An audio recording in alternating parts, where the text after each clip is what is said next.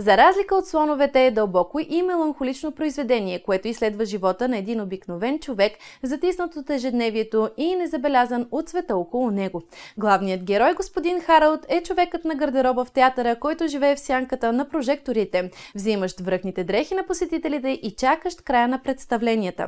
Една вечер обаче той открива пистолет в забравен шлифер, което го поставя пред дилемата какво да прави с него. Този момент служи като катализатор за разгръщането на вътрешния свят на Харалд, който е изпълнен с богатство от мисли и чувства, дълбоки размишления и копнежи.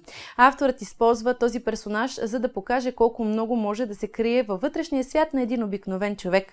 За разлика от слоновете е книга, която ни кара да се замислим за значението на личността и признанието в нашето общество. Тя ни напомня, че всеки човек носи в себе си вселена, независимо дали е център на вниманието или встрани от него. Това е роман, който заслужава внимание не само заради своята литературна стойност, но и заради посланията, които предава.